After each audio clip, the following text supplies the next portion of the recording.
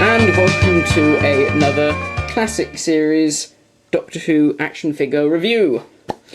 Today I'm looking at the brand new Underground Toys Forbidden Planet exclusive 7th Doctor and TARDIS gift set. So, this is quite special because this is the first of two classic series TARDISes. I would have reviewed the 4th Doctor one first. Unfortunately, mine hasn't arrived yet, so fingers crossed it will be here soon.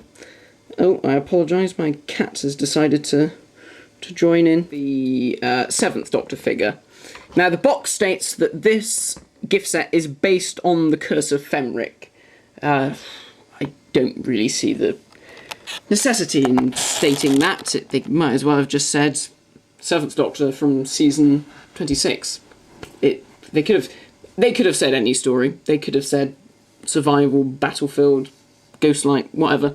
So the figure is the exact same sculpt as this one for the Remembrance Pack. As you can see, it's the exact same body. There are obviously notable differences. The brown jacket, for one. I'm here with Jonathan, my brother, who does some of the voices for me in the action figure adventures. Hello. He is a bit of an aficionado when it comes to the 7th Doctor. He's obsessed. He does have very good replicas of his costume, and he does know the outfit inside out and backwards. So he's just going to very quickly help me through just talking about some of the details on this figure in comparison to the original release, which you all know I sort of said there were a few inaccuracies with, and it was mainly from Jonathan who sort of picked them all out for me. So then, let's look at this new season 26 brown jacketed Sylve. So what would you say is first that's necessarily wrong, or what's different about this figure? Well, the first thing that I must point out is the fact that they didn't change the hatband colour.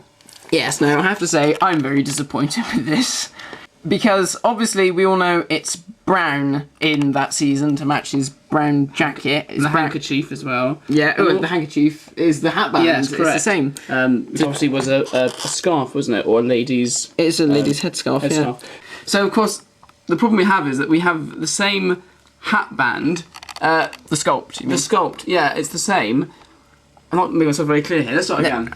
Well, no, what you're saying is that the sculpt is for this figure, for the season 27, because it's on this side of the head. And for those of you who watched my review on this figure, you'll notice that I said that the knot is on the wrong side. It should be on the opposite side. That's right. In order to match the seasons.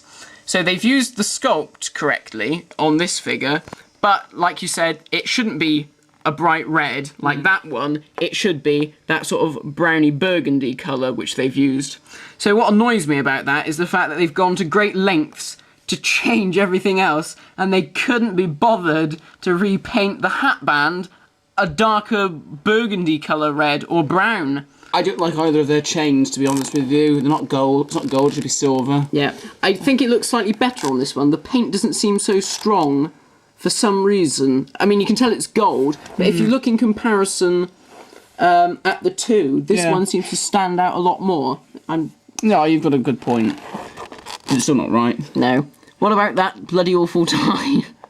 That tie, yeah. So I don't like the tie very much. I think out of the two, I would go with the cream-coloured tie as the more accurate, and even that's not great. But this brown version with the bits of blue in it just doesn't look right at all. Well, what they've done is they've painted it completely blue, and then they've added red and gold detailing to it to give it a paisley effect.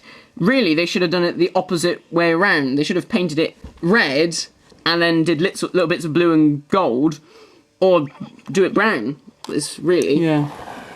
I think the scarf is better on this figure because of the darker red. Yeah. It's not as sort of in your face as the cream version. The handkerchief, I have to say, here they've done very well recreating it. Although they don't have all the different colours and things. It's all right. They have... Call your bloody arse, please. Another annoying thing that you obviously won't like is the wrong rows. Yeah, 7 rows on the jumper. Of course, it should on the pullover. Of course, it should be 6. The other changes that this figure has, the trousers are slightly different shade of brown to these Looks darker ones. to me. Yeah. They never changed, did they? Not as far as I know. No, they did change for the film, and they were completely different colour. They were green. That's correct. And then the shoes are the same colour brown, except these ones are a matte finish as opposed to the gloss ones on those. The umbrellas are exactly the same sculpt. But I think overall I prefer this one to the cream one in terms of accuracy. I think overall, this one's got it better, if you know what I mean. I do like both, to be honest. The one thing that interests me, just going back to the jumper again, is the fact, and I noticed it on this one after I did the review, unfortunately, is if we just slightly move back the jacket, you can actually see, if I just zoom in slightly, they've actually carried on the question marks, and they've even sculpted on the little green pockets. Very, very good. Now, the annoying thing is, where it's been can't see it. glued, you can't see the bloody thing. They should have glued it over here so that this was all open. Because otherwise, it's a bit of a pointless thing painting them in the first place. So, that's a bit of a shame that they decided to go for that. But, like I said, Alasdair Dewar, who is the head of the Doctor Who thing at Character Options, doesn't like the 80s, hates it with a passion from all the interviews that we've seen from him, hates question marks. I don't like question marks. I don't like his jumper, but... You do. But he wore it. He wore it, therefore, that's how it's got to be. I don't like this whole philosophy of Mr. Dewar's that you can just pick and choose what bits of the costume you can... Let's make Peter Davison but not give him his salary. Yeah, that kind of nonsense. So, there we are. So, overall, the 7th Doctor, it is the same figure sculpt, but there are obviously significant changes. So, it's really up to you whether you prefer having a cream version with a Dalek or a brown version with a TARDIS, which is what I shall go on to review now. Finally, the most important part of this set is the fact that we finally have a classic series TARDIS. Now, they have marketed this as being the one from the 7th Doctor era, the fiberglass prop.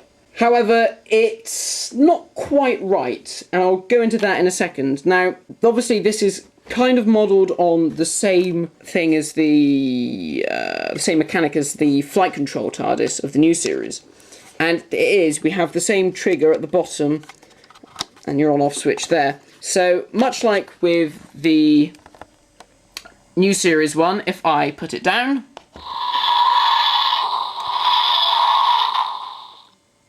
very nice, and if I pick it up,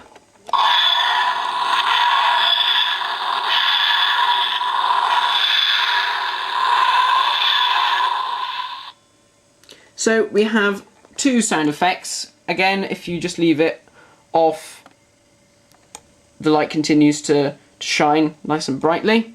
And if I put it down... So, unlike the new series model, there are only two sounds. And they're both quite quick, very quick landing, and the takeoff's quite quick as well, in comparison to the new series one, which had a variety of materialisation and dematerialisation sound effects. If we open up the TARDIS, it is completely empty, and the inside is completely blue, and you can see the windows, you can see my finger there. So it is very much like the actual classic prop. It's just completely empty all the way through, although the prop had black curtains in it to cover up the windows. I have read that some people are disappointed that they never put in the 7th Doctor console room as like an insert at the back. I'm glad they never, because otherwise, if I was doing my action figure adventures, I'd only have to go to the trouble of blacking it all out again. There's no lighting inside, because the prop never had lighting inside.